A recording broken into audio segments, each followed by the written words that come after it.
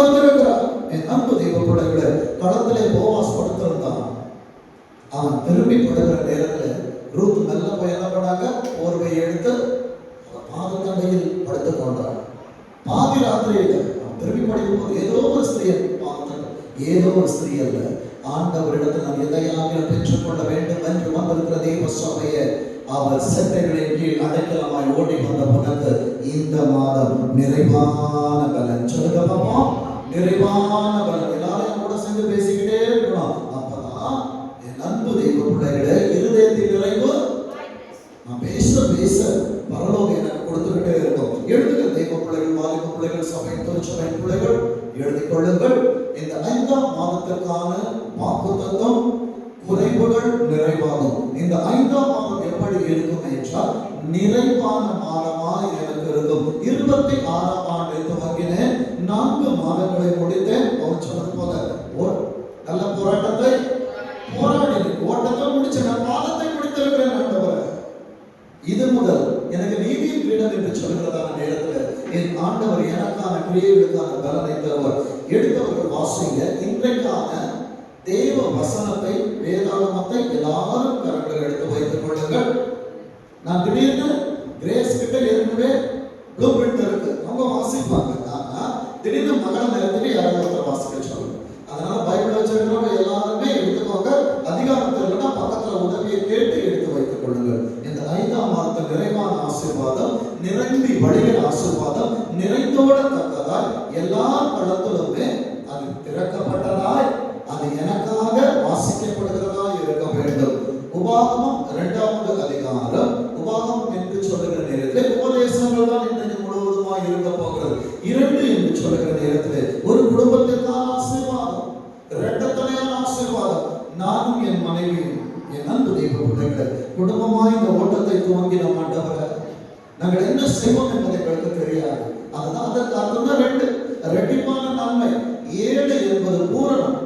வேதம் சொல்லுகிறபடியாக நன்மையான எந்த ஈவும் பூரணமான எந்த வரம், அந்த பூரணமான வரம் தான் உன் பிள்ளைகள். பரிபூர்ணம் என்பது நீ உன் பிள்ளைகளை வளர்த்து பரலோகத்தில் கொண்டு போய் சேர்ப்பது பரிபூர்ணம். அப்ப நானும் என் மனைவி என் பிள்ளையை நாங்கள் கர்த்தருக்காய் வளர்த்து பிள்ளையை உமக்காக வளர்த்துட்டோம். ஆண்டவரே, எங்கள் ஓட்டம் முடிந்தாலும் எங்கள் தீபத்தை அவர்கள் கரங்களிலே நாங்கள் கொடுக்கிறோம் என்று சொல்லி போவது நிறைவான வாழ்க்கை. அந்த நிறைவான வாழ்க்கையை கொடுக்கும்படியாய் நிறைவானவர் என்னை நிறைக்க இந்த ஆராதனையில் வந்திருக்கிறார். இப்ப உபாகமம் 2வது அதிகாரம் 7வது வசனத்தை வாசிக்க பார்ப்போம். உன் தேவனாகிய கர்த்தர் கிரியை என்று ஆண்டவர் காண்பித்துக் கொடுக்கவில்லை மோசேக்கு, அவர் காண்பித்துக் கொடுக்கிறது உன் கை கிரியைகளில் எல்லாம். இப்ப சபையா என் பாதையை கூட சேர்ந்து சொல்லும், என்னை ஆசீர்வதித்து வருகிறார். நம்ம ஆமென். அடுத்தது அதுக்கு முன்னால நம்ம அறிக்கை பண்ணணும். மரணமும் ஜீவனும் நாவின் அதிகாரத்தை தந்தார் அல்லவா, என்னை ஆண்டவர் நன்மையா நிரப்புவார் என்று நான் அறிக்கை செய்கிறவராய் இருக்கணும். என்ன அறிக்கை பண்ண போறோம்? என்னை ஆசீர்வதித்து வருகிறார். சொல்லுங்க, என்னை ஆசீர்வதித்து வருகிறார். ஆசீர்வாதம் அவருடையது, பாத்திரம் மட்டும்தான் வருவது ஆண்டவராய் இருக்கும் என்றால் என் வாழ்க்கை தானாக நிரம்பும். என் ஆண்டவர் நிரம்பி வழிய செய்வார். அப்ப இந்த 5வது மாதத்தின் முதல் ஆசீர்வாதம் எப்ப கேட்டாலும் சொல்லணும், என்னை ஆசீர்வதித்து வருகிறார். அடுத்த வார்த்தை சொல்லுகிறது, இந்த பெரிய வனாந்திர வழியாய் நீ நல்ல கவனிக்க, தனிப்பட்ட முறையில் கர்த்தர் உன் கரத்தை பிடித்து பேசுகிறார், உன் பக்கத்தில் உட்கார்ந்து பேசுகிறார், உனக்கு புரிய அவர் பேசுகிறார். இந்த பெரிய வனாந்திர வழியாய் நீ நடந்து வருகிறதை அறிவார். அப்ப முதல் ஆசீர்வாதம், ஆசீர்வதித்து வருகிறார். நீ நடந்து வருகிற வனாந்திர வழியை அவர் அறிவார். நீ எங்க நடக்கிறன்னு அவருக்கு தெரியும், உனக்கு என்ன செய்ய வேண்டும் என்பதும் தெரியும். அவருக்கு தெரிந்தபடியினாலே வேதம் சொல்லுகிறது, இந்த 40 வருஷமும் இந்த உலகத்துல என்னை ஆண்டவர் பரலோகத்திலிருந்து என்னை எப்பொழுது அனுப்பினாரோ இத்தனை ஆண்டுகளும் அவர் என்னோட இருந்தார். சொல்லுங்க, அவர் என்னோட. முதல் ஆசீர்வாதம், ஆசீர்வதித்து வருகிறார், நான் நடந்து வருகிறதை அறிவார். அடுத்தது கர்த்தர் என்னோடு இருக்கிறார். எனக்கு ஒன்றும் குறைவுபடவில்லை. இந்த 4 மாதங்களும் திரும்பி பார்த்தால் குறை இருந்தது, பிரச்சனை இருந்தது, போராட்டம் இருந்தது. ஆனால் 4 மாதமும் குறைவுபட ஒருவர் அனுமதிக்கவில்லை. அதை சொன்னார். 5ஆம் மாதத்தில் உனக்கு சொல்லிக் கொண்டிருக்கிறேன். கரங்களை தட்டி கர்த்தரை மகிமைப்படுத்துங்க. குறைவுபடவில்லை என்று சொல்லுங்க. சொன்னதை சொல்லிவிட்டு அவர் ஆசீர்வதிக்கிறார். நான் அதை திருப்ப கூடாது. இப்ப 4 ஆசீர்வாதத்தை சொல்லுங்க பார்ப்போம். முதல் ஆசீர்வாதம் நான் கேட்டுக்கிட்டே அடிக்கடி கேட்பேன். முதல் ஆசீர்வாதம் என்னை ஆசீர்வதித்து வருகிறார். அடுத்தது நான் நடந்து வருகிற வனாந்திரத்தை அவர் அறிவார். அடுத்தது என் கூட இருக்கிறார். அடுத்தது குறைவுபடவில்லை. இந்த 4 காரியங்களை இந்த 5ஆம் மாதம் தொடக்கத்தில் அறிக்கை செய்வாய் என்றால் எஞ்சி இருக்கிற 1 மாதம் என்று சொல்வதை காட்டிலும் ஒரு மரண பரியந்தம் ஒன்றும் குறைவுபடாது. என் அன்பு தெய்வ பிள்ளைகளே, சங்கீதம் 147வது அதிகாரம், சங்கீதம் 147வது அதிகாரம் 15வது வாக்கியம் இப்படியே சொல்கிறது, அவர் தமது வார்த்தையை பூமியிலே அனுப்புகிறார். அப்ப என்ன வந்துருக்குது? கர்த்தருடைய வார்த்தை பனி போல் எனக்கு இறங்கிக் கொண்டிருக்கிறது. அது இறங்கும் என்றால் என்ன செய்யும் என்றால் அவருடைய சொல் தீவிரமாய் அல்ல, மகா தீவிரமாய் சொல்லுகிறது.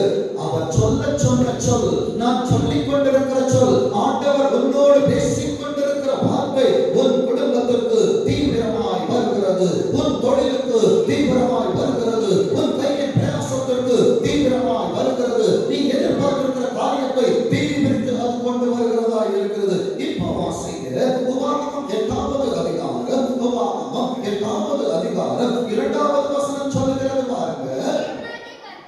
உன் தேவனாகிய கர்த்தர் நல்லவனே. இந்த ஆண்டவர் 40 ஆண்டுகள் என்ன கேட்டாங்க? 43 வயது. 43 வயது. ஏன் ஆண்டவரை வனாந்திரம்? ஏன் வனாந்திரம் என்பதை ஆண்டவர் காண்பித்து தருகிறார். வாசிங்க, உன்னை சிறுமைப்படுத்தும்படிக்கும் கட்டளை என்பது ஆப்ஷன் அல்ல. Choose the best answer. ABC. எனக்கு இது இல்லை என்றால் இது இல்லை என்றால் இது ஆப்ஷன் கிடையாது. கிறிஸ்தவ வாழ்க்கை கட்டளை என்பது செய்தாக வேண்டும். ஆண்டவரிடத்தில் காரணம் சொல்ல முடியாது. வேதம் சொல்லுகிறது, தம்முடைய கட்டளைகளை நீ கைக்கொள்வாயோ கைக்கொள்ள மாட்டாயோ என்று சோதிக்கிறது யாரு? எனக்கு 2 சோதனை இருக்கு. ஒன்று ஆண்டவர் சோதிப்பது, இன்னொன்று தன் சுய இச்சைகளால் சோதிக்கப்படுகிறவர்களும் உண்டு. என் அன்பு தெய்வ பிள்ளைகளே, உலகத்தை குறித்த காரியங்களை இன்றைக்கு வாக்குத்தத்த ஆராதனை நான் பேசுவது கர்த்தரை ஆசீர்வாதத்தை பேசிக் கொண்டிருக்கிறேன். என் ஆண்டவர் உன்னை சோதிக்கிறார் என்றால் அவர் உன்னை சோதித்து அவர் இருக்கிறது இல்லை. ஆண்டவரை குறித்து நீ என்ன நினைத்துக் கொண்டிருக்கிறாய்? வார்த்தையை குறித்து நீ என்ன நினைக்கிறாய்? ஆண்டவரின் செயலை குறித்து நீ என்ன நினைக்கிறாய் என்பதை நீ அறியும்படிக்கு உன்னை இந்த 40 வருஷமாகவும் வனாந்திரத்திலே நடத்தி வந்த எல்லா வழிகளையும் நினைப்பாயாக. நீங்க நம்ம நினைக்கிறோம் ஆண்டவரின் சுயபலத்தால் நடந்து முடியாது, என் புயபலத்தால் நடக்க முடியாது. கர்த்தர் உன்னோடு இல்லாமல் இருந்திருப்பார் என்றால் இந்த நாள் நமக்கு இல்லை. வேதம் சொல்லுகிறது, இந்த 40 வருஷமும் நான் ஆண்டவருக்காய் இருப்பேனா? எனக்காய் ஆண்டவர் இந்த உலகத்திலே நியமித்ததான இந்த உலகத்தின் நாட்களிலே அவருக்காய் நான் இருப்பேன். அதனால் தான் ஆண்டவர் சொன்னார், மரண பரியந்தம் உண்மை உள்ளவனாயிரு என்று. என்ன சொல்லியிருப்பார்? வாலிபத்தில் உண்மையாயிரு, சின்ன பிள்ளைல உண்மையாயிரு, நீ சாகும்போது உண்மையாயிரு. அவர் அப்படி சொல்லவில்லை. பரிசுத்தமாய் இருக்கிறவன் இன்னும் பரிசுத்தமாகட்டும். அப்ப நான் ஆராதனைக்கு வருவது, என் நேரம் அவருக்காக நான் இன்னும் கொடுப்பது, ஏனோக்கை போல நான் தேவனோடு சஞ்சரித்துக் கொண்டிருக்க வேண்டும். இன்றைக்கு செய்தியில எந்த பரிசுத்தவான்களையும் ஆண்டவர் சொல்லவில்லை. அவர் மோசேயினிடத்தில் சொல்லி மோசே சொன்னதான உபதேசங்கள் மாத்திரம் ஆசீர்வாதங்களாக திருச்சபைக்கு இன்றைக்கு நான் கொடுத்து கொண்டிருக்கிற இந்த 40 வருஷமும் உன் வயது எதுவா இருந்தால் அதை போட்டு வாசிச்சு பாருங்க. ஏசப்பா, என் மனசுல நீங்க தான் இருக்கிறீங்க. இந்த வனாந்திரத்தை ஏன் காட்டினீங்க தெரியுமா? நான் உங்களை இன்னும் அதிகமா நேசிக்கிறேன். சாப்பாடு இல்லாத நிலைமை வந்துச்சு, வஸ்திரம் இல்லாத நிலைமை வந்தது, வீடு இல்லாத நிலைமை வந்தது, எல்லாம் இழந்த நிலை வந்தது. ஆனாலும் ஆண்டவரே, எல்லாவற்றையும் இழந்தேன், உம்மை இழக்கவில்லை ஆண்டவரே. எத்தனை பேர் சொல்ல முடியும், எதையும் இழப்பேன், உம்மை இழக்க மாட்டேன் ஆண்டவரே. என் அன்பு தெய்வ பிள்ளைகளே, உபாகமம் 10வது அதிகாரம் 16வது வசனம் சொல்கிறது, ஆகையால் உங்கள் பிடரியை கடினப்படுத்தாமல். அடிக்கடி வார்த்தை வருது, ஆண்டவரை தேடி வாங்க, ஆண்டவருக்காய் வாங்க. என் ஆண்டவரை இப்ப வீட்டுல போட்டு நல்லா தூங்கி இருக்கலாங்க. என் அன்பு தெய்வ பிள்ளைகளை, மனிதனை பத்தினால் மாத்திரமல்ல, தேவனுடைய வாயிலிருந்து வருகிற வார்த்தையில தான் பிழைக்க முடியும். 4 மாதங்கள் சுய பலத்தினால் ஓடினாய், உன் புய பலத்தினால் தூக்கி நிறுத்த நினைச்ச முடியல. 5ஆம் மாதத்துல கர்த்தருடைய பலத்திலே நின்றுப்பார். என் அன்பு தெய்வ பிள்ளையே, உன்னால் தூக்க முடியாததை சுமக்க வைப்பார், உன்னால் கடக்க முடியாததை அவர் கரம் உன்னை கடத்தி கொண்டு போய் கொண்டிருக்கும். என் அன்பு தெய்வ பிள்ளையே, நீதிபதிகள் 29:1 தான் சொல்லுகிறது, அடிக்கடி கடிந்து கொள்ளப்பட்டும் தன் பிடரியை திருப்புகிறவன் சகாயமின்றி, நல்ல கவனிங்க, சகாயமின்றி அவனுக்கு தெய்வ பார்வையில் இரக்கம் கிடைக்காது. பிரச்சனை வந்த ஆத்திரம் ஸ்தோத்திரம் ஆண்டவரே, தூக்கத்தை மறப்போம், சாப்பிட மறப்போம், எனக்கு வைத்திய வலி வந்துருச்சா ஆண்டவரே எனக்கு விடுதலை தாங்க, என் பிள்ளைக்கு தலைவலி வந்துருச்சா, அம்மா தூங்க மாட்டாங்க, அப்பா தூங்க மாட்டாங்க. ஆனால் பரலோக விருந்தல்லவா, பரலோக நாயகனின் விருந்தல்லவா, இந்த விருந்திற்கு நான் வராமல் இருக்கிறேனே. என் அன்பு தெய்வ பிள்ளையே, ஈசாயின் பலி விருந்திற்கு சாமுவேல் வந்த இடத்துல தாவீது வரல. தாவீது வருகிறவர்கள் ஆண்டவர் வெயிட் பண்ணாங்க. ஏன்னா அவன் சூழலை காட்டில் இருக்க வேண்டியது. இன்றைக்கு நீ வீட்டில் இருக்கிறாயே, ஆண்டவரின் பலி விருந்திற்கு வராமல் இருப்பார் என்ற ஆண்டவர் உனக்கு சாமுவேல் மூலமாய் கொடுத்த அனுப்பினதான அபிஷேகம் உன் தலையிலே எப்படி விழும்? எப்படி கோலியாத்துக்கு எதிர்த்து நிற்ப? ஏன் ஆண்டவரே 30 நாள் வரதுக்குள்ள சம்பளம் காலி, என்னால ஒண்ணும் பண்ண முடியல. ஏன்? கர்த்தரின் ஆசீர்வாதத்தை நீ வெறுத்தாய். அவர் ஊதி போடுகிற தேவனாய் உன் பக்கத்தில் இருந்தார், அவரை நீ அழைத்துக் கொள்ளுவாய் என்றால். என் அன்பு தெய்வ பிள்ளைகளே, காளைகளை போல உன் ஆசீர்வாதங்களை உன் வீட்டிற்குள்ளும் தொழிலுக்குள்ளும் பாவத்துக்கு கீழும் அவர் வைத்து உன்னை அலங்கரித்து ஆசீர்வதிக்கிறார். என் அன்பு தெய்வ பிள்ளைகளே, இனி உங்கள் பிடரியை கடினப்படுத்தாமல் உங்கள் இருதயத்தை நுனித்தோலை விருத்த சேதனம் பண்ணுங்கள். அநேக ஆவிக்குரிய கழிவுகள் என் இருதயத்திலே இருக்கக்கூடாது என்றால், மாம்சத்தின் அழுக்கு, உலகத்தின் காரியங்கள் என் இருதயத்தில் இருக்கக்கூடாது என்றால், எப்படி ஈசாக்கு விருத்த சேதனம் பண்ணப்பட்டானோ அந்த பழைய பாட்டின் விருத்த சேதனம் என் ஆண்டவர் என்றைக்கு திரைச்சீலைக்குள்ளாக தன் சரீரத்தை கொடுத்து உன்னையும் என்னையும் இந்த திருச்சபைக்குள்ள ஒப்புரவப்படுத்தினாரோ, அன்றைக்கு என் நுனித்தோர் ஆண்டவருக்காக விருத்த சேதனம் பண்ணப்பட்டிருக்கணும். விருத்த சேதனம் பண்ணப்பட்டிருக்கும் என்றால் என்னால் வீட்டில் இருக்க முடியாது. தேவ சமூகத்தில் எப்போது வருவீரையா, என்னை எப்பொழுது நிரப்புவீரையா என்று சொல்லி உலக சிநேகங்களை காட்டிலும் தேவ பிள்ளைகளோடு பாட அனுபவிப்பதை தெரிந்து கொண்ட மோசேயை போல ஆண்டவருடைய சமூகத்திலே பாடுகளை அல்ல, பாட்டு பாடுவதை நான் தெரிந்து கொள்ளுவேன். வேதம் சொல்லுகிறது 17வது வாக்கியத்திலே வாசிக்கிற, உங்கள் தேவனாகிய ஆண்டவர் யாருன்னு நிறைய பேருக்கு தெரியல. வராதவர்களை குறித்து பரலோகத்துக்கும் கவலை இல்லை, திருச்சபைக்கும் கவலை இல்லை. வந்த பிள்ளைகள் வேலையிலிருந்து ஆசீர்வதிக்கப்படாமல் வெளியே போயிடக்கூடாது. அதனால் தான் கர்த்தர் உங்களோடு பிரத்யட்சமாக பேசுகிறார். உங்கள் தேவனாகிய கர்த்தர், தேவாதி தேவன், கர்த்தாதி கர்த்தர், மகத்துவமும் வல்லமையும் பயங்கரமுமான. இதுதான் ஆண்டவருடைய குவாலிஃபிகேஷன். என் ஆண்டவர் யார் என்றால், அவரை என்னால் வார்த்தையால் அவரை அடக்க முடியாது. அடுத்த வார்த்தை சொல்லுகிறது, அவர் பட்சபாதம் பண்ண மாட்டார். அடுத்தது, பரிதானம் வாங்க மாட்டார். ஆண்டவரே, நான் ஞாயிற்றுக்கிழமை மாத்திரம் வருவேன், கிறிஸ்துமஸ்க்கு மாத்திரம் வருவேன், ஈஸ்டருக்கு வருவேன், நான் குட் ஃப்ரைடேக்கு வருவேன். அன்றைக்கு யாக்கோபு சொன்னது போல, நான் போற இடத்துல நீங்க சாப்பாடும் உணவு வஸ்திரம் தந்தா நீர் எனக்கு தேவனாயிருக்கும். தரலன்னா என் அன்பு தெய்வ பிள்ளைகளை ஆண்டவர்கள் வண்டியில் பேச முடியாது. செய் என்றால் செய்தாக வேண்டும். இந்த ஜனத்தை கர்த்தர் அவருக்காக ஏற்படுத்தினார், துதியை சொல்லி வருவதற்கு, முன் துதி பாடுவதற்கு அல்ல. என் அன்பு தெய்வ பிள்ளைகளே, 18வது வசனம் சொல்லுகிறது, அவர் திக்கற்ற பிள்ளைக்கும், அடுத்தது விதவைக்கும் நியாயம் செய்கிறவரும் அந்நியன் நம்ம எல்லாம் ஆண்டவருக்கு சொந்தமானவர்கள் அல்ல, இஸ்ரவேல் புத்திரர் அல்ல, பிரஜாதிகள். என் மேல் அவர் அன்பு வைத்து அவனுக்கு, அதாவது எனக்கு படிக்கணும். அன்ன வஸ்திரம் என்ன தெரியுமா? ஆகாரமும் வஸ்திரமும் கொடுக்கிறவருமாய் இருக்கிறார். எத்தனை பேர் சொல்ல முடியும்? இந்த 26ஆம் ஆண்டு இந்த வினாடி வரைக்கும் எனக்கு அன்ன வஸ்திரம் தந்தது என் ஆண்டவர். விசுவாசிக்கிறீங்களா? ஒருவேளை ஆண்டவர் 26 ஜனவரி மாசம் வந்திருந்தாருன்னா எத்தனை பேர் போயிருக்கோம்? இதுவரைக்கும் அவர் தாமதிக்கிறார் அல்லவா? நான் பரலோகத்துக்கு போக வேண்டும் என்று, என் பிள்ளைகள் பரலோகத்துக்கு போக வேண்டும் என்று நிறைப்பதற்காய் வந்திருக்கிற பாத்திரத்தை ஏசப்பா நான் வந்துட்டப்பா. வீட்டுல யாராவது வந்து கதறி காலம் எடுபடு போகும் என்றால், ஒருவேளை இந்த ஆராதனையில ஏசப்பா வந்துட்டாங்கன்னா என் காலம் தொடிச்சதுன்னா நான் சந்தோஷமா சொல்வேன், ஆண்டவரே என் குடும்பம் உள்ள இருக்குது. ஆனா ஆவிக்குரிய கண்ணோட்டத்தோடு சொல்வேன் என்றால், சில பிள்ளைகளுடைய இருக்கிறார்கள், பலரை காணவில்லை. என் அன்பு தெய்வ பிள்ளைகளை, அழைக்கப்பட்ட அநேகராயிருந்தாலும் தெரிந்து கொள்ளப்பட்டவர்கள் சிலர். எல்லாருக்கும் அழைப்பு வந்துச்சு. நான் ஆண்டவருக்கு எவ்வளவு மரியாதை கொடுக்கிறேன், நான் திருச்சபை எவ்வளவு நேசிக்கிறேன். என் அன்பு தெய்வ பிள்ளைகளை, சோதனையினால் ஆண்டவர் சகலவற்றையும் காண்பித்து தருவார். வேதம் சொல்லுகிறது பாருங்க, அவர் ஆண்டவர் வஸ்திரம் கொடுக்கிறார். 21 வாசிங்க.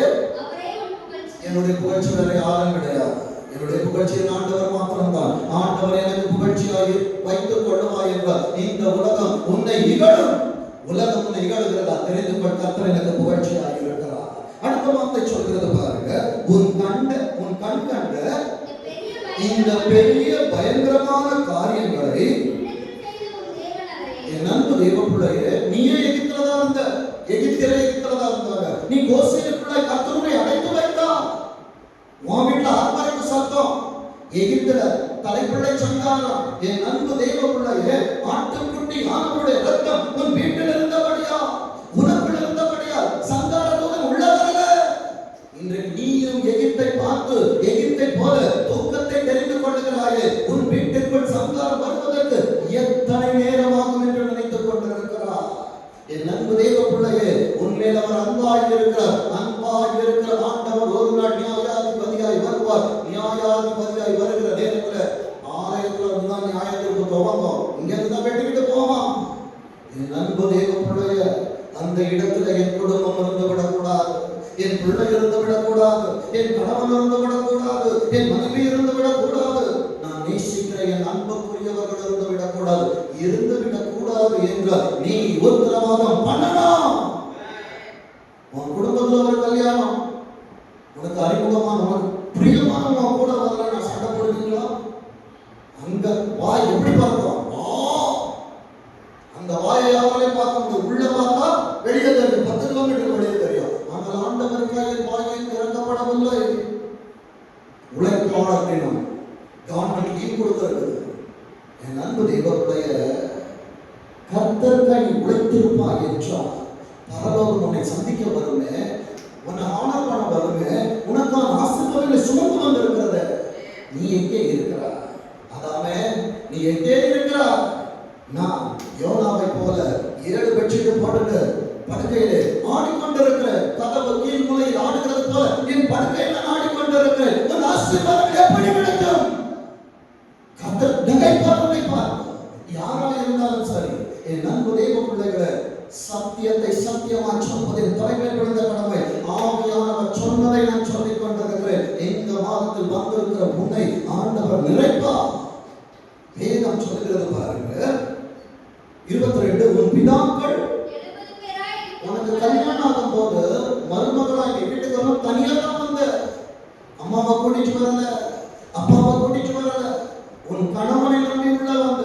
அதே போலதான் அன்றைக்கு யோசேப்பு என்கிற ஒருவனை நம்பி 70 பேர் எங்க இருந்து வராங்க? கானானிலிருந்து எகிப்திற்கு வந்தாங்க. என் அன்பு தேவ பிள்ளையே, உன் வாழ்க்கையில இன்னைக்கு பிள்ளைகள் வந்துட்டாங்க, வீடு வந்துருச்சு, பொருள் வந்துருச்சு, ஆஸ்தி வந்துருச்சு. இன்றைக்கு ஆண்டவர் யார் என்று கேட்கிறாயா? என் அன்பு தேவ பிள்ளையே, கொடுத்தது அவராய் இருக்கும் என்றால் அவருக்கு நன்றி உள்ளவனாய், நன்றி உள்ளவனாய் இரு. வேதம் சொல்லுகிறது, உங்கள் முன்பிதாக்கள் 70 பேராய் எகிப்திற்கு போனார்கள். இப்பொழுது இன்னைக்கு உன் வாழ்க்கை எப்படி இருக்கு? கொஞ்சம் யோசிச்சு பாரு. என் கணவன் நல்ல கணவன் ஏசப்பா, என் மனைவி நல்ல மனைவி ஏசப்பா, எனக்கு கொடுத்த பிள்ளைகள் கர்த்தரால் கொடுக்கப்பட்ட மாத்தட்டி கொள்ளுகிறாயே. உலகத்துல உன் குடும்பத்துல உன் உறவுகளில் ஏன் உன் திருச்சபைக்குள்ள உன் குடும்பத்தை கொண்டு வர முடியவில்லை? உத்தரவாதம் எடுக்கல. அவர் திட்டுவார் பாஸ்டர், அவங்க திட்டுவாங்க பாஸ்டர், இவங்க திட்டுவாங்க பாஸ்டர். ஒரு புடவை எடுத்து கொடுக்கலன்னா நீ திட்டுறிய. பரவாயில்ல, உன் கணவன் வர வேண்டாமா? உன் மனைவி வர வேண்டாமா? உன் பிள்ளைகள் வர வேண்டாமா? நீ கரிசனை எடுக்க வேண்டாமா? வேதம் சொல்லுகிறது, இப்பொழுது உன் தேவனாகிய கர்த்தர் என் அன்பு தேவ பிள்ளைகளை வறட்சியில் அல்ல. கல்யாணம் அவங்களுடைய வாழ்க்கை வறட்சியா இருக்கும். எப்படி நடத்துவேன்? பிள்ளைகள் பிறந்தா எனக்கு எப்படி இருக்கும்? வேலையில எனக்கு விருத்தி இருக்குமா? அன்னைக்கு கேட்டோம், இன்றைக்கு திரட்சி ஆயிடுச்சு. என் அன்பு தேவ பிள்ளைய 1300 ஓட்டத்தை தொடங்கின. இன்றைக்கு கை நிறைய சம்பளம். ஏன் ஆண்டவர் முடியலங்க, அவரை விட்டுப்படுத்த முடியல. ஏன் தெரியுமா? ஒன்றும் இல்லாத நேரத்திலும் அவர் தான் இருந்தார். சகல காரியங்களிலுமே ஆசீர்வதிக்கும் பொழுது அவர் மாத்திரமே இருக்கிறார். அவர் நேற்றும் இன்றும் இன்றும் மாறாத தெய்வத்தை உனக்கு நான் அறிமுகப்படுத்தி பிரசங்கிக்கிறேன். வேதம் சொல்லுகிறது பாருங்க, கர்த்தர் உன்னை திரட்சியில வானத்தை நட்சத்திரங்களை போலாக்கினார். ஆபிரகாம் அன்னைக்கு உட்கார்ந்திருந்தான் கூடாரத்துல. ஏசப்பா எல்லாரும் 25 வருஷம் உட்கார வச்சிருக்கணும். அவர் மேல பாருங்க காட்டி கொடுத்திருக்கணும். அன்னைக்கு பார்க்கும் போதெல்லாம் ஞாபகம் வந்திருக்கும், ஏசப்பா என்ன ஆசீர்வதிச்சாங்க, ஏசப்பா என்ன ஆசீர்வதிச்சாங்க. இன்னைக்கு கட்டில மாடியில போட்டுட்டு மனைவியோடு மேல பார்க்கும் போது, இன்னைக்கு அவன் கையில கார் இருக்கு, உன் கடத்துல செயின் இருக்கு, என் கையில மோதிரம் இருக்கு, பேங்க் நிறைய பேலன்ஸ் இருக்கு. இது இல்லைங்க வாழ்க்கை. அவன் தனிமையாய் இருக்கையில் அவனை அழைத்து ஆசீர்வதித்தேன் என்று ஏசாயா 51:2 ஆண்டவர் சொன்னாரே, அதே போல தாயின் கருவில் உருவாக்கின உன்னை ஆண்டவர் தரிசாய் போகாதபடிக்கு உனக்கு ஒரு குடும்பத்தை கொடுத்து உன்னை ஆசீர்வதித்து உன்னை பெருக பண்ணினாரே. அந்த தெய்வத்திற்கு நீ என்ன செய்கிறாய்? உன் குடும்பம் பெருகும் போது, உன் ஆசீர்வாதம் பெருகும் போது, அந்த பெருக்கத்தை நீ திருச்சபைக்கு கொண்டு வர வேண்டுமே. உன் பிள்ளைகளை திருச்சபையிலே வைத்திருக்க வேண்டுமே. நீ இன்றைக்கு என்ன செய்து கொண்டிருக்கிறாய்? என் அன்பு தேவ பிள்ளைகளே, உபாகமம் 11வது அதிகாரம் 7வது வசனத்தை வாசிக்க பார்ப்போம். கர்த்தர் செய்த நீ நம்ம சொல்றோம் இது என் கிரியை என்று, ஆனால் ஆண்டவர் சொல்லுகிறார், கர்த்தர் செய்த, இதுதான் என் வாழ்க்கையின் அறிக்கை. கர்த்தர் செய்த மகத்துவமான கிரியைகளை எல்லாம் என் அன்பு தேவ பிள்ளைய உங்களுக்கு பேசுகிறார். நீயும் கணவன் பிள்ளைய ஏசப்பா வயிற்றுல வச்சிருக்கிறப்ப 10 மாசம் முடிஞ்சு ஐசியூக்குள்ள போகும்போது, ஆண்டவரே பிள்ளை எப்படி வருமோ, என் மனைவி எப்படி வருவாளோ, எத்தனை ஜெபிச்சிருப்ப, எத்தனை நடந்திருப்ப, எத்தனை மாடிப்படி ஏறி இருப்ப, எத்தனை சுபரக்கஸ்ட் கொடுத்திருப்ப. இன்னைக்கு பிள்ளையும் வந்துட்டான், மனைவியும் நல்லா வந்துட்டாங்க, எல்லா ஆசீர்வாதம் பெருகிருச்சு. நீ எங்கே இருக்கிறாய்? நீ யாருக்கு நன்றி சொல்லிக் கொண்டிருக்கிற? ஆண்டவரே, நான் தூக்கத்திலே கொட்டாய் விட்டு நான் ஆண்டவரை கனவு கண்டு கொண்டிருக்கிறேன். ஆண்டவரே காணல் நீராயிரம். என் அன்பு தேவ பிள்ளைகளே, 10வது வசனத்தில் ஆண்டவர் பேசுகிற வார்த்தையை பாருங்க. நீ சுதந்திரிக்க இந்த 5வது வாதம் எப்படி இருக்கும் என்று காண்பித்து தருகிறேன். என் அன்பு தேவ பிள்ளைகளே, உனக்கு ஒன்றும் குறைவுபடவில்லை என்று சொன்ன ஆண்டவர் வந்திருக்கிற தேவ பிள்ளைகளுக்கு சொல்லுகிறார், விரல்களை கொண்டு வந்திருந்தால் எண்ணிக்கொள் கர்த்தர் தருகிற ஆசீர்வாதங்களை நீ சுதந்திரித்து போகிற தேசம், நீ விட்டு வந்த, இன்னைக்கு தூக்கத்தை விட்டு வந்தீங்கல்ல, அப்படி இருக்காது. இந்த உலகத்தை போல இருக்காது. நேற்று நீ பார்த்த உலகத்தின் பாடுகளை போல இருக்காது.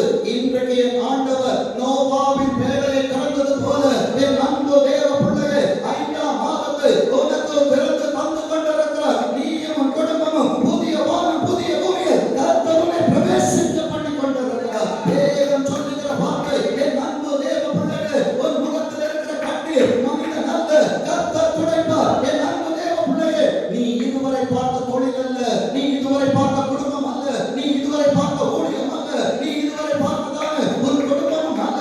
வேதம் சொல்லுகிறது, நீ விட்டு வந்த எகிப்து தேசத்தை போல் இராது. அங்க கஷ்டப்பட்டு நீ வேலை செய்யணும். என் அன்பு தேவ பிள்ளையே, ஆண்டவருக்காக எதையாவது இழந்து வந்திருக்கிறாயா? இசப்பாவை நேசிச்சேன், என் குடும்பத்தை இழந்துட்டேன். உங்களை நேசிச்சேன், என் வேலையை இழந்துட்டேன். உங்களை நேசிச்சேன், நான் இதை இழந்தேன் என்று சொல்லி வந்திருக்கிறாயா?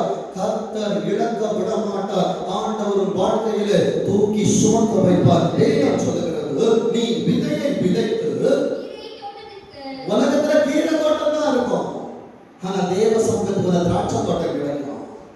கீரை தோட்டம் வேணுமா, திராட்சை தோட்டம் வேணுமா? இன்னைக்கு கீரை தோட்டம் வேணும்ன்றவன் தூங்குவான், திராட்சை தோட்டம் வேண்டும் என்கிறவன் குடும்பத்துக்கு உத்தரவாதம் எடுப்பான்.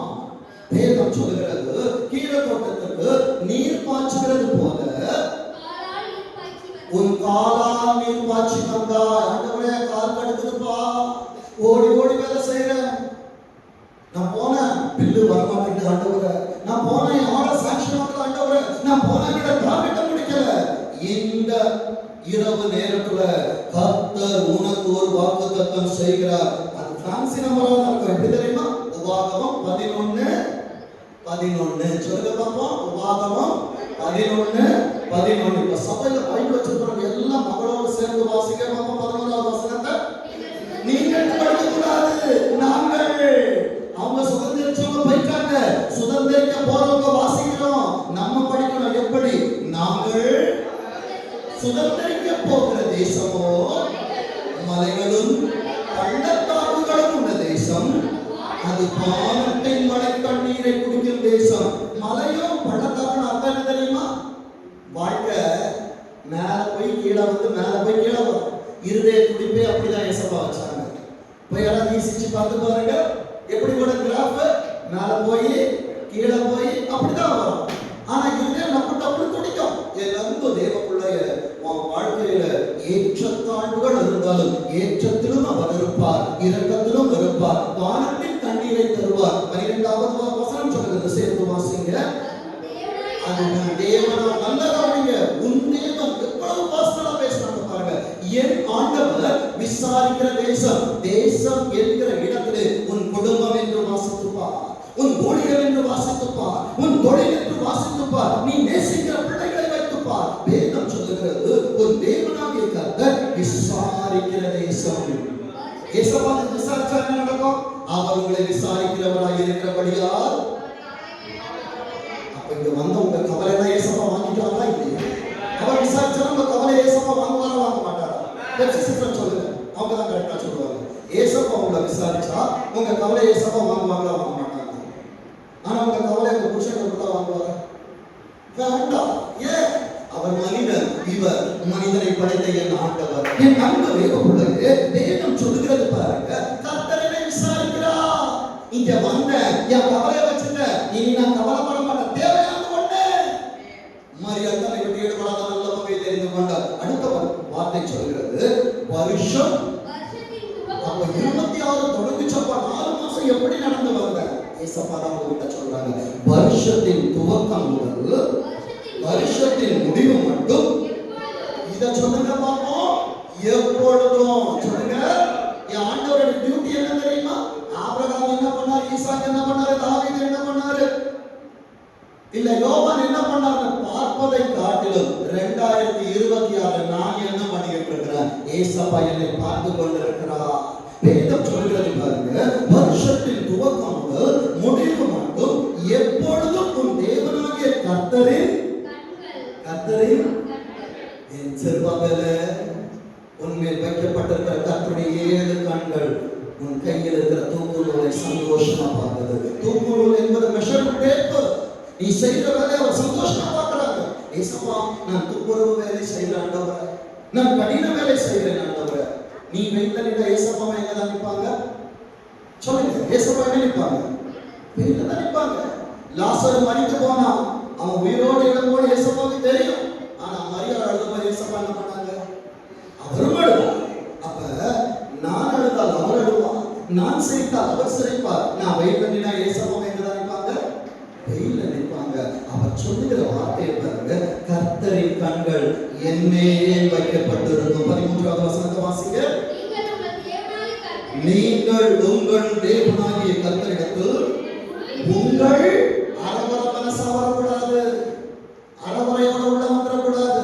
அரவரைக்கடா இருந்தா பாதி உலகம் பாதி ஆண்டவர், பாதியா இருந்தா போக முடியாது. என் ஆண்டவர் பாதி அல்ல, அவர் ஆதி. எத்தனை பேர் விசுவாசிக்கிறீங்க? அவர் ஆதி மந்தமுமாய் இருக்கிறார். அவருக்கு தொடக்கம் கிடையாது, முடிவு கிடையாது. வேதம் சொல்லுகிறது,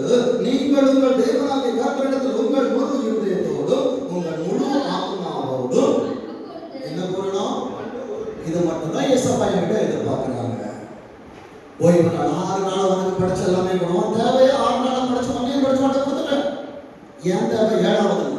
இன்னைக்கு மனுஷன் 6 நாள் இல்ல, ஏசப்பாவுடைய நாளே சேர்த்து திரும்பிக்கிறோம். என் அன்பு தெய்வ பிள்ளையே, அவர் 7ஆம் நாளில் ஓய்ந்திருந்தாரு. அவர் ஓய்ந்திருக்கிற நேரத்தில் நீ வருவாய் என்றால் உனக்கும் ஓய்வு கிடைக்கும். எல்லாம் நான் சாகர வழி ஓடிவிட்டு இருக்கணும்.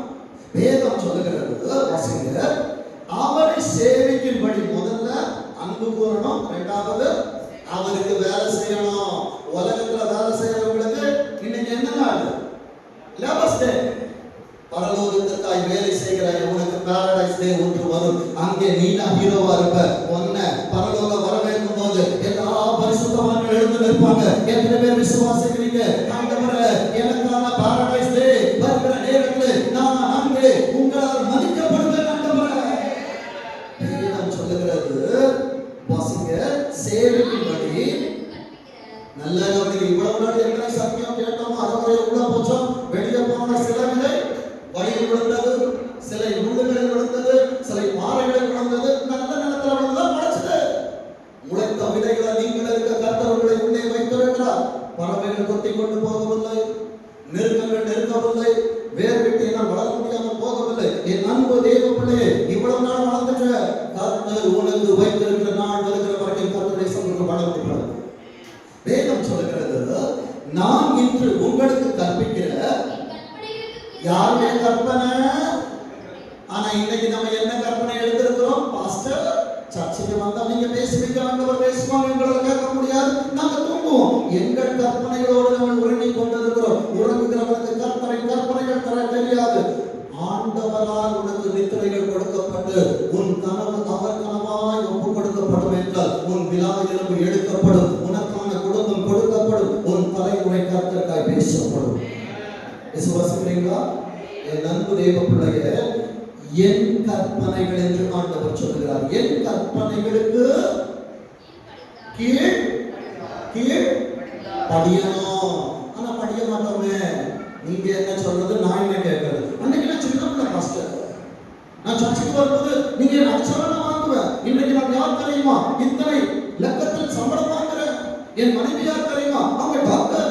இவர்கள் யார் தெரியுமா? எனக்கு சோ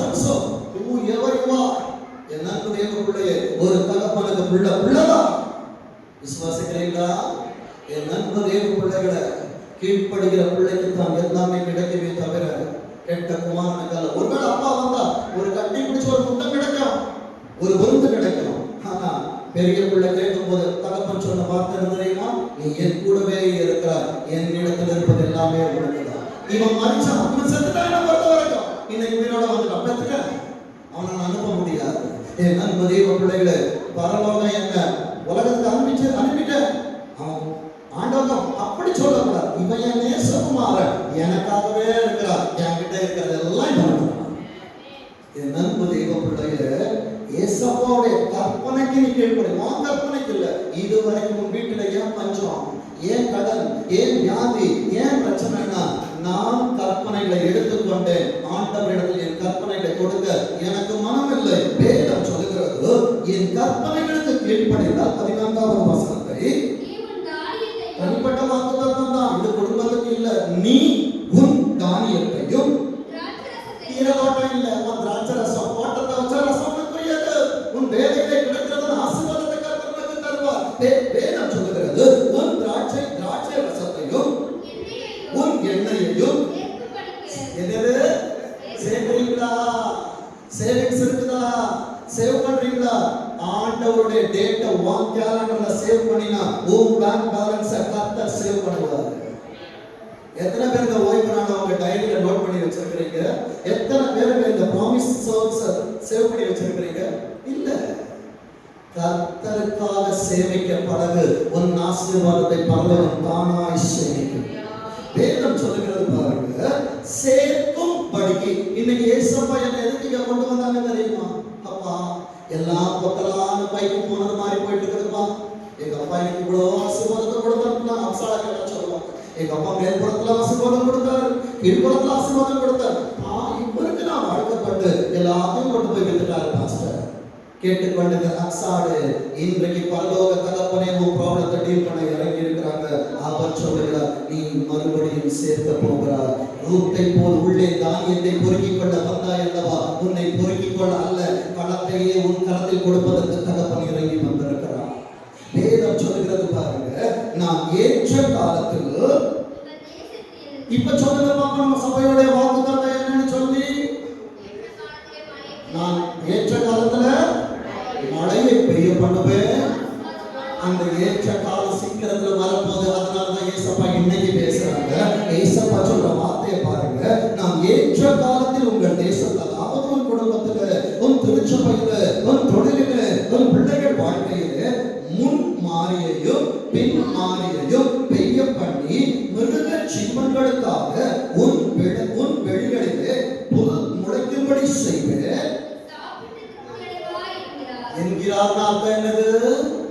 பக்கத்துல உட்கார்ந்து என் செல்ல மகளே, என் செல்ல மகனே, உன்னை நான் திருப்தியா நடத்த போறேன்டா, உன்னை நான் திருப்தியா நடத்த போறேன்ப்பா. எத்தனை பேருக்கு ஆசை இந்த குரலை ஏசப்பா கிட்ட கேட்கணும்னு?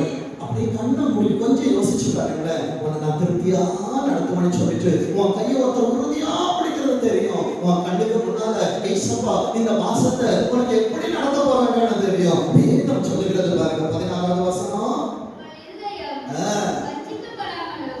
இது நடந்தனால தான் இன்னைக்கு ஆசீர்வாதத்தை நிறைய பேரால பார்க்க முடியல. இதெல்லாம் நான் திருப்தியா நடப்பிப்பேன். ஆனா உன் இருதயம் வஞ்சிக்கப்பட்டு போயிடக்கூடாது. பணத்துக்கு பின்னால நீ போயிடக்கூடாது, புகழுக்கு பின்னால நீ போயிடக்கூடாது. என் அன்பு தேவ சபைய, காடைகள் உன் காலுக்கு கீழாக இருக்க வேண்டுமே தவிர நீ காடைகளுக்கு கீழாக இருக்கக்கூடாது. ஆண்டவரின் மன்னாவை சாப்பிட்டு ஒருவனும் சாகவில்லை. அவன் இச்சித்ததான காடையை சாப்பிட்டார்கள், பின்னாக பாடை வந்தது. கர்த்தர் ரொம்ப அன்பா இருக்கிறார்.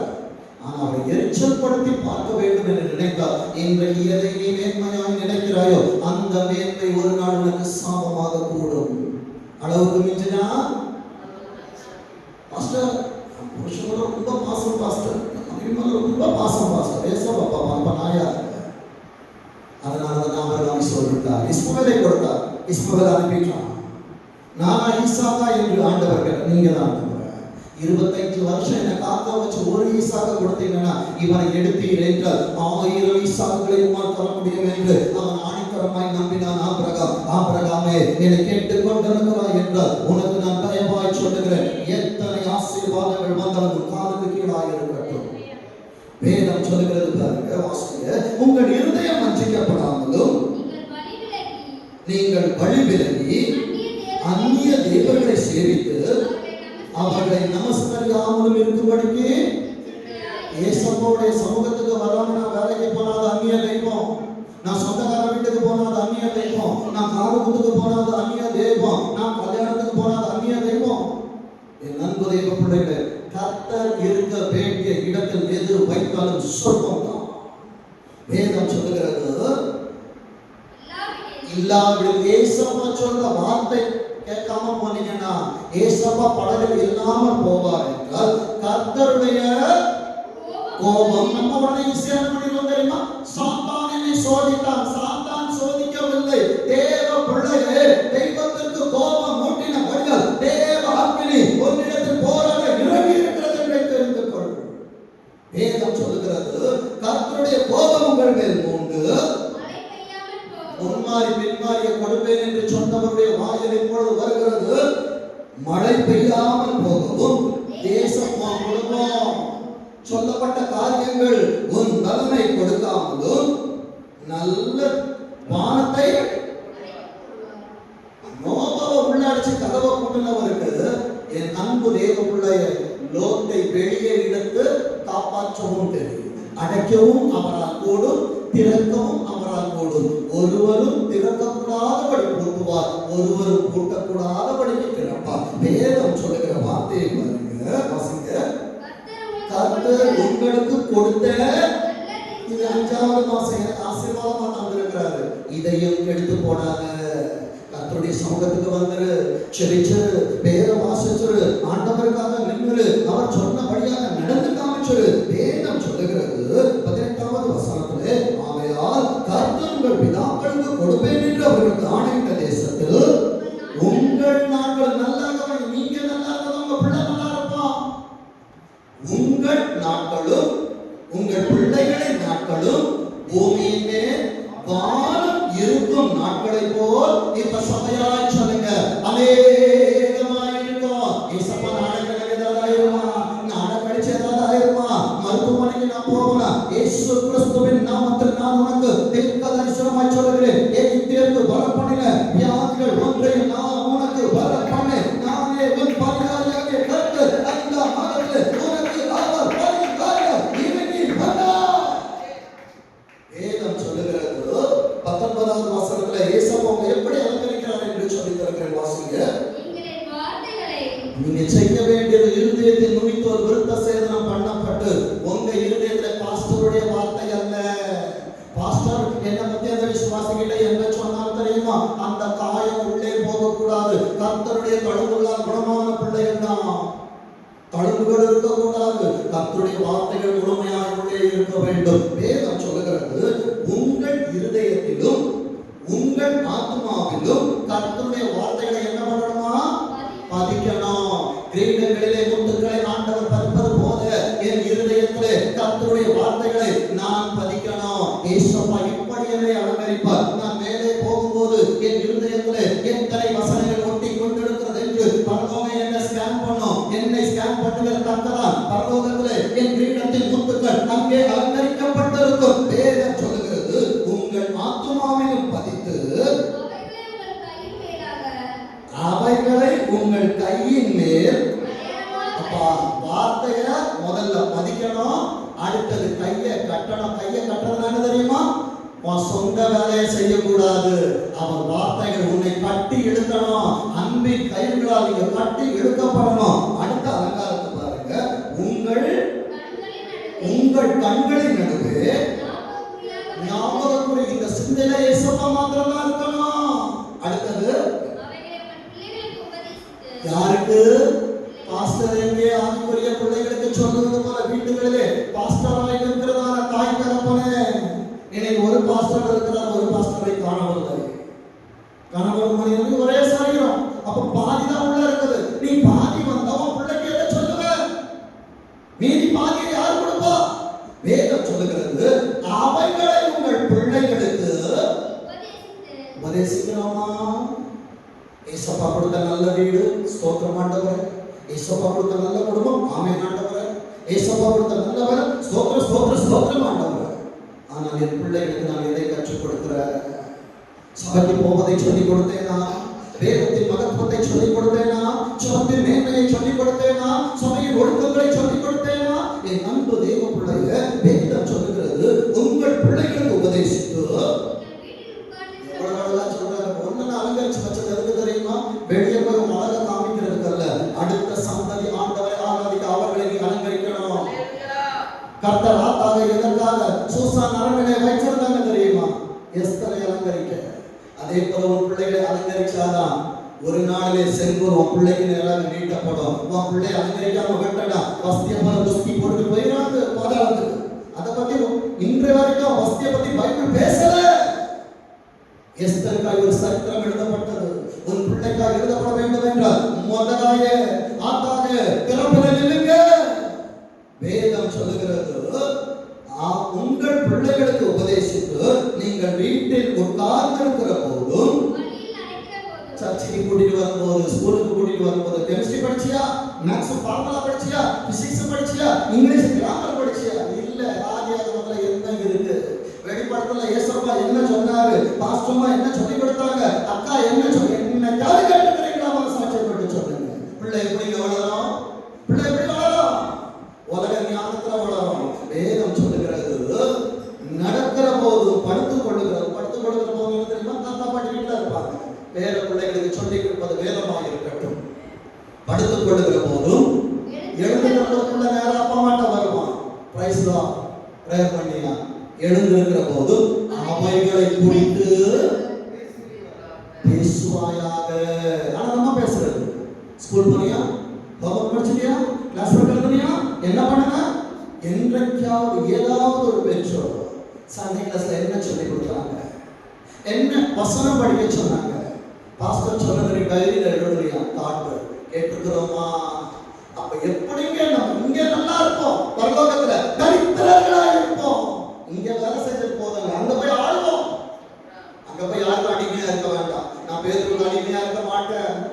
ஏசப்பா, எனக்கான ஒரு தேசம் வேணும் ஏசப்பா, நான் நேர்களை ஆள வேண்டும் என்றால் இங்கே தீபத்திற்கான ஒரு கூட்டத்தை ஆயத்தப்படுத்து, நீ அவர்களுக்கு காவலாளியாயிரு. வேதம் சொல்லுகிறது 21 வாசிங்க. வீட்டு நிலையான இந்த காலு, இந்த காலு, இந்த கை, இந்த தலை எல்லாத்தையும் வசனத்தாலும் அலங்கரிக்கணும். ஏசப்பா உன் இருதயத்தில் பதித்தது உன்னிலே பிரதிபலிக்கணும். வேதம் சொல்லுகிறது அவைகளை உன் வீட்டு நிலைகளிலும் உன் வாசல்களிலும், வாசல் எங்க தெரியுமா? உன் வாய், உன் வாயில வசனம் சரளமா வந்துகிட்டே இருக்கான். இருதயத்துல எழுதுனாதான் வாயால பிள்ளைகளுக்கு போதிக்க முடியும். இப்போ வாசிங்க 24வது வசனத்தை.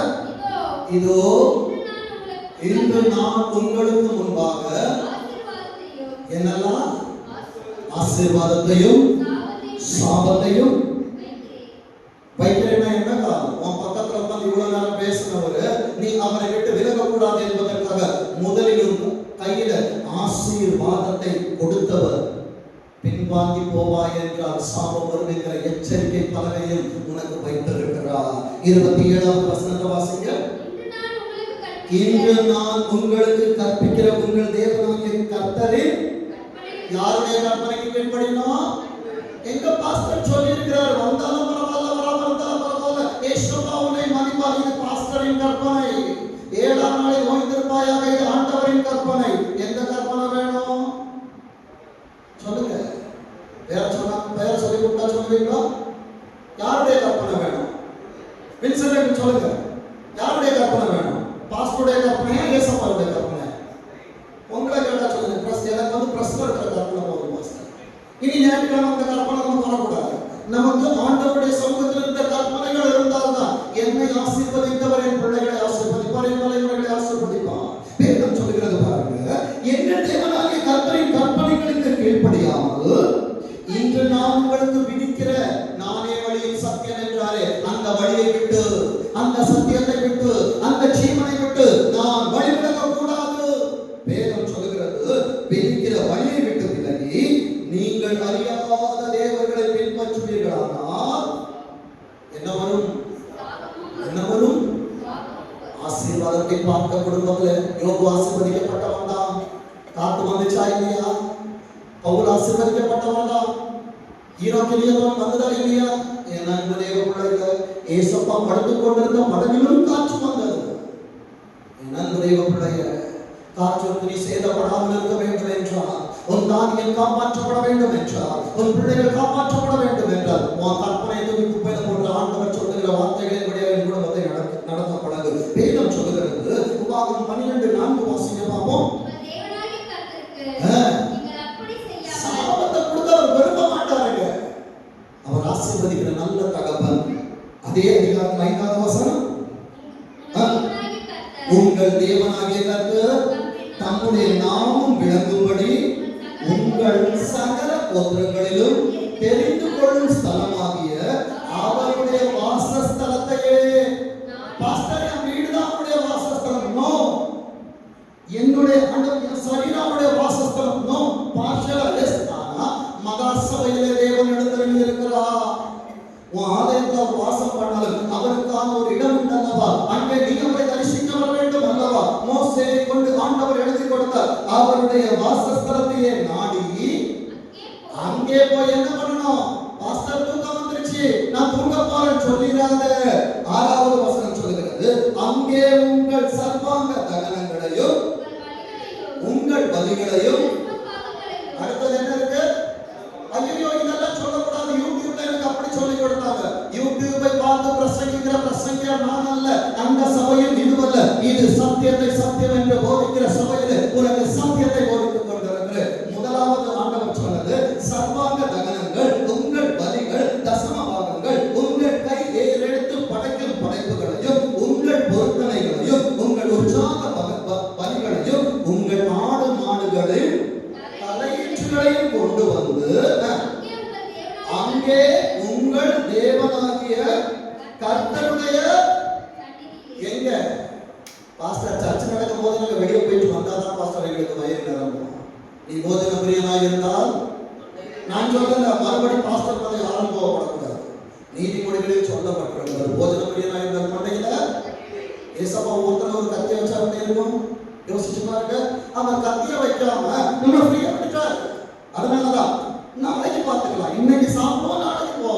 இதல்ல வாழ்க்கை, இதற்கு பிறகு ஒரு வாழ்க்கை உண்டு. வேதம் சொல்லுகிறது பாருங்க, வாசிங்க. அங்கே உங்கள் தேவனாகிய கர்த்தருடைய சந்நிதியிலே புசித்து வேலை செய்யணும் தெரியுமா? அது என் குடும்பத்திற்கு அடுத்தது கர்த்தருக்காகவும் நான் எடுத்து வைக்கணும். முதல்கிட்ட எவரும் புரியாது. அதனால ஆடு மாடா இருந்தாலும் தலையீற்றை கேட்டா, என் நான் சம்பாதித்து கொண்டு வருவதில்லை, முதல் ஆண்டவர் கேட்டார். வேதம் சொல்லுகிறது, நீங்கள் கையிட்டு செய்ததும் உங்கள் தேவனாகிய கர்த்தர் உங்களை ஆசீர்வதித்ததுமான யாவுக்காகவும் நீங்களும் உங்கள்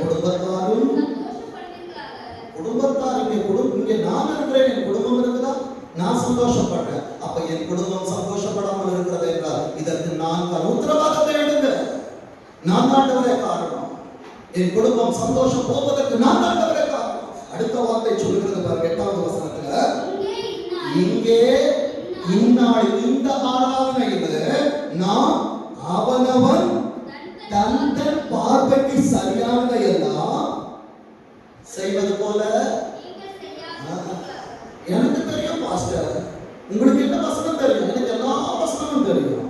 பாஸ்டருடைய வார்த்தைகள் அல்ல, பரிசுத்த வேதாகமத்தில் 66 ஆகமங்களிலே ஆவியானவரால் கொடுக்கப்பட்ட வார்த்தைகளை விட்டு நான் பேசினாலும் நானும் பாவியே. வேதம் சொல்லுகிறது பாருங்க, சர்ச்சுக்குள்ள என் இஷ்டப்படி நான் செய்வேன் இல்ல. சபைக்கு ஒரு நியமம் இருக்கிறது, அது பரிசுத்தம். சபைக்கு ஒரு ஒழுக்கம் இருக்கிறது, அது கீழ்ப்படிதல். என் அன்பு தேவ பிள்ளையே, 13வது வசனத்தை வாசிங்க. கண்ட இடமெல்லாம் பாஸ்டர் யூடியூப்ல அந்த பிரசங்கியார் இப்படி சொன்னார், இவர் அப்படி சொன்னார். வேதம் எனக்கு எதை சொல்லுகிறது? வேதத்தின் வெளிச்சத்திலே நடந்து பழகு. கண்ட இடமெல்லாம் உன் சர்வாங்க தகன பலிகளை இடாதபடிக்கு கற்பனை ஏசப்பாவுடையதா இருந்ததுன்னா எதை செய்ய வேண்டும் என்று ஆவியானவர் உனக்கு சரியாக போதிப்பார். அடுத்த வார்த்தை சொல்லுகிறது, 17வது வசனத்தை வாசிங்க. உன் தானியத்திலும் உன் திராட்சரசத்திலும் உன் எண்ணெயிலும் தசமபாகத்தையும் உன் ஆடுகளின் தலையீற்றுகளையும் நீ ஏற்றுக்கொள்ளும் உன்னுடைய சகல பொருத்தனைகளையும் உன் உற்சாக காணிக்கையும் உன் கை ஏறெடுத்து படைக்கும் படைப்புகளையும். அப்ப ஏசப்பாவுக்கு கொடுக்கிறதுக்கு முன்னால, பாஸ்டர் நான் வீட்டு வாடகை, பாஸ்டர் நான் இன்னும் கைய வச்சுட்டா மாவு குளிச்சிரும். என் ஆண்டவர் உன்னிடத்தில் எப்படி கொடுத்தாரோ அவருக்கு நேர்ந்ததை ஏசப்பா உங்களுக்கு நான் தருவேன் என்று சொன்னதை கொடுத்து பழகுங்க. நேரமாய் இருந்தாலும் சரி, ஒழுக்கமாய் இருந்தாலும் சரி, பொருட்களாய் இருந்தாலும் சரி, கர்த்தருக்கு ஆராதனைகளிலே திருச்சபைக்கு தோள் கொடுப்பதாக இருந்தாலும் சரி. 18வது வசனம் சொல்லுகிறது, உன் தேவனாகிய கர்த்தர் தெரிந்து கொள்ளும் ஸ்தானத்தில். அப்போ திருச்சபைக்கு வருகிற நேரத்தில் காணிக்கையை கொண்டு வருகிற தேவ பிள்ளைகள் யாரோடு வரணும் தெரியுமா? நீயும் உன் குமாரனும் உன் குமாரத்தியும் உன் வேலைக்காரரும் உன் வேலைக்காரிகளும் உன் வாசல்களில் இருக்கிற லேவியன் யார் தெரியுமா? சர்ச்சுக்குள்ள ஆசாரி. உன் வீட்டை கதவை கட்டும் போது நான் லேவி. நான் சொல்லுகிறது எத்தனை பேருக்கு புரியுது? ஆசாரியனாய் இருந்த மோசேயும் ஆரோனும் லேவி கோத்திரத்தா ஆண்டவருக்காய் ஆசாரியத்துவ ஊழியம் செய்கிற நேரத்தில் அவர்கள் பலிபீடத்தில் நிற்பாங்க. ஜனங்கள் பாவம் செய்யும் போது ஆண்டவரே என்று சொல்லி திறப்புல நிற்பாங்க. லேவியனாய் உன் வீட்டு வாசல் கதவை தட்டி கொண்டிருக்கிற இந்த லேவியனையும் மறந்து விடாது. இன்னைக்கு பாஸ்டர் வந்தாலும் பரவாயில்ல, போனாலும் பரவாயில்ல. என் அன்பு தேவ பிள்ளையே, ஆசாரியரின் பாதங்கள் யோர்தானில் பட்டால் தானே யோர்தான் வழி கொடுக்கும் என்பதை மறந்து விடாது. வேதம் சொல்லுகிற வார்த்தையை பாருங்க, உன் வாசல்களில் இருக்கிற லேவியனும் உன் தேவனாகிய கர்த்தருடைய சந்நிதியில் அதை புசித்து. திருமணத்துக்காரன் தெரியுமா?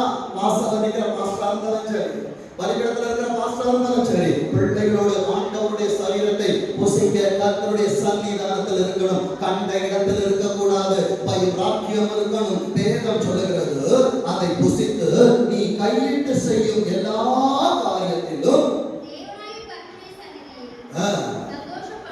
சந்தோஷப்பட வேண்டிய இடம் ஒன்றே ஒன்றுதான், கர்த்தரால் உனக்கு கொடுக்கப்பட்ட திருச்சபை. 32வது வசனத்தை வாசிங்க.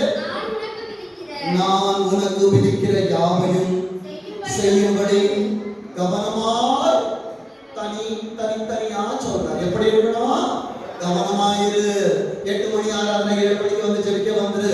இனி காலம் செல்லாது, கிரிக்கெட் விளையாட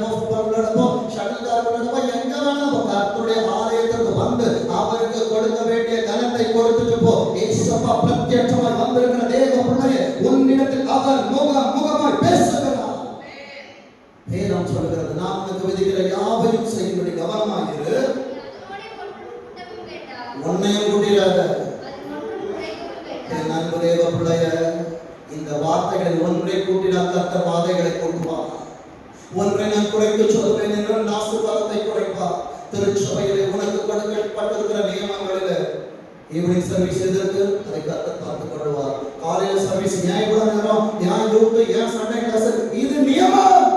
கூட்டாத குறைக்காத, கர்த்தர் சொன்னதை அதை உத்தமமாய் செய்து பழகு. உத்தமனுக்கு கர்த்தர் துணை. கர்த்தர் உனக்கு கொடுக்கிற ஆசீர்வாதத்தின் வார்த்தைகளை எடுத்து வைத்துக் கொள்ளுங்கள். ஏசாயா 62ஆம் அதிகாரம் 6வது வசனத்தின் 2ஆம் பகுதி, கர்த்தரை பிரஸ்தாபம் பண்ணுகிறவர்களே, நீங்கள் அமெரிக்கையாயிருக்கலாகாது. நீங்க சும்மா இருக்க கூடாது. இங்கிலீஷ்ல அழகா போட்டுக்கிறாங்க, keep not silence, அமைதியா இருக்காது. இன்று நீ மௌனமாய் இருந்தால் குற்றம் உன்மேல் சுமரும், ரட்சிப்பு வேறொரு இடத்திலிருந்து எழும்பும். எஸ்தர் ராஜாத்தியே, ஏசப்பா உனக்கு திருச்சபையில உனக்கு ராணி பட்டம் எதுக்கு கொடுத்தாங்க தெரியுமா? உன் வீட்டுக்காரர் வராம இருக்கிறார், உன் பிள்ளை வராம இருக்கிறான், பக்கத்து வீட்டுல வராம இருக்கிறாங்க, உன்னை வளர்த்ததாக மோதலாய் அழைத்து இருக்கிறாரு. ஜாக்கிரதைப்படு. இன்றைக்கு நீ மௌனமாய் இருந்தால் இந்த ராஜ பதவி ஒரு நாள் உன் கையை விட்டு போகும். வேறொரு இடத்துக்கு போவதற்கு முன்பாக என் அன்பு தேவ பிள்ளையே, உனக்கு கொடுத்த பொறுப்பை உறுதியா பிடிச்சுக்கணும். வேதம் சொல்றது 7வது வசனத்துல, அவர் எருசலேமை ஸ்திரப்படுத்தி அவர் பரலோகத்தினுடைய இடத்தை ஸ்திரப்படுத்துறாங்க. ஆனா நீ இந்த உலகத்தில் ஆசீர்வாதமா இருக்கணும். அவரே புகழ்ச்சி என்று அவரை எடுத்துக்கொண்டாய் அல்லவா? இந்த பூமியிலே உன்னை புகழ்ச்சியாய் இருக்கும் வரைக்கும் அவரை அமர்ந்திருக்க விடாதவர்கள். அவருக்காக பேசு. அவர் உன்னை ஆசீர்வதிக்கலன்னா, யாக்கோபு ஆற்றங்கரையிலே யாக்கோபு பிடித்தது போல என்னை ஆசீர்வதிக்கலன்னா உங்களை விட மாட்டேன் ஏசப்பா. என் குடும்பத்தை ஆசீர்வதிங்க, என் கணவனை கொண்டு போங்க, என் மனைவியை கொண்டு போங்க, என் பிள்ளைகளை கொண்டு போங்க. அடுத்த விதையின் ஆராதனைக்கு நான் தனியா வரமாட்டேன், என் குடும்பமா வருவேன் ஏசப்பா. சாமுவேல் இல்லாம எல்கானாவும் அன்னாடம் வந்தாங்க. சாமுவேலை கொடுத்த உடனே குடும்பமா வந்தாங்க. வந்து சாமுவேலையே ஏசப்பாக்கு கொடுத்துட்டு போனாங்க ஒரு குடும்பம். அந்த குடும்பத்தை தான் இன்றைக்கு பைபிள்ல 1 சாமுவேல் 2 சாமுவேல் இரட்டத்தனையான ஆசீர்வாதத்தோடு கர்த்தர் மகிமைப்படுத்தினார். சவுலை அபிஷேகிக்க வைத்தார், தாவீதையும் அபிஷேக வைத்தார். என் அன்பு தேவ பிள்ளைகளை, அநேகரை அபிஷேகிக்கிற தலைமுறையாக தலைமுறை வாழ வேண்டும் என்றால் உத்தரவாதத்தை கையில் எடு. உத்தரவாதத்தை கையில் எடுத்தால் உன் கையிலே கர்த்தர் ஒரு உத்தரவாதம் தருவார். 8வது வசனத்தை வாசிங்க, சொல்லிட்டு நாம் கடந்து போகலாம். இனி இவ்வளவு நாள் பசியோட இருந்தப்பா, என் வீட்டுக்கு நான் கொடுக்க வேண்டிய காசு நான் வட்டி கடனுக்கு போச்சு, மருத்துவமனைக்கு போச்சு, விருதாவா போச்சு. இன்றைக்கு அவருடைய கற்பனைகளின் படியாய் நடப்பேன் என்று உத்தரவாதம் செய்தாய் அல்லவா? அவர் உனக்கு உத்தரவாதம் செய்கிறார். இனி உன் தானியத்தை உன் சத்துருக்களுக்கு, அப்போ உனக்கு தான் ஆகாரம் தருவார். அடுத்தது, உன் பிரயாசத்தின் பலனாகிய உன் திராட்சரசத்தை அந்நிய புத்திரர் குடிப்பதில்லை. திராட்சை தோட்டத்துல நீ இருந்தா கனி உனக்குதான். கீரை தோட்டத்துக்கு போனா கீரை தோட்டத்தோட பலன் தான் கிடைக்கும். ஏசப்பா எப்படி கொடுப்பாங்க தெரியுமா? கொடுத்தாங்கன்னா அமுக்கி குலுக்கி மடியில் சரிந்து விடுபடி தருவார். உலகம் எப்படி கொடுக்கும் தெரியுமா? ஒரு நாள் லீவ் பண்ண சம்பளத்தை பிடிச்சிட்டு கொடுக்கும். என் அன்பு தேவ பிள்ளைகளை, பிடித்து கொடுக்கும் உலகம் வேண்டுமா? கணக்கில்லாமல் கொடுக்கும் ஆண்டவர் வேண்டுமா? வேதம் சொல்லுகிறது, திராட்சரசத்தை அந்நிய புத்திரர் குடிப்பதும் இல்லை என்று கர்த்தர் தமது வலது கரத்தின் மேலும். ஏன் தெரியுமா? உன் வலது கரம் நீ வேலை செய்யுது, அந்த வலது கரத்துடைய ஆண்டவருடைய கரம் இணைக்கப்படுகிறது.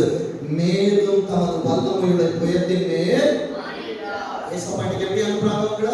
ப்ராமிஸ் பண்ணி அனுப்புறாங்க. சொல்லுங்க, ப்ராமிஸ் சர்வீஸ்க்கு வந்தல்ல, ஏசப்பா உங்களுக்கு ப்ராமிஸ் கொடுத்து அனுப்புறாங்க.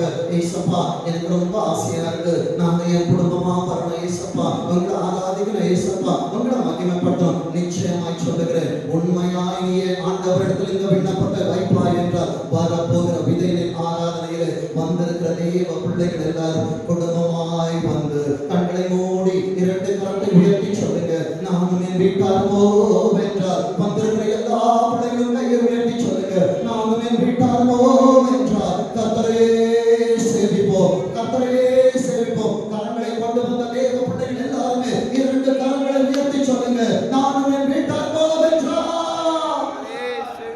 உலகையே சேவிக்கிற பிள்ளைகளாகப்பா என் அன்பு பிள்ளைகளை கத்த நிறைத்து அனுப்புவீராக. நிறைத்தோரை ஆசீர்வதிப்பேன் என்று சொன்ன தெய்வத்தின் வார்த்தை வந்திருக்கிற பிள்ளைகளுக்கும் ஆன்லைனில் இணைந்திருக்கிற ஆண்டவரை கேட்க போகிற பிள்ளைகளுக்கும் ஆண்டவரே வராமல் வீடுகளில் இருக்கிற பிள்ளைகளுக்கும் ஒரு அசைவை கொண்டு வந்து ஆண்டவரே அப்பா பெரும் மழை நிறைச்சலால் இந்த மாதம் இல்லை என்பதே இல்லாமல் பிள்ளைகள் வாழ்ந்து சுகித்திருக்கிற பாக்கியத்தை தருவீராக. உங்க கருத்தில் முழுவதுமாய் தருகிறோம், வழி நடத்துங்க.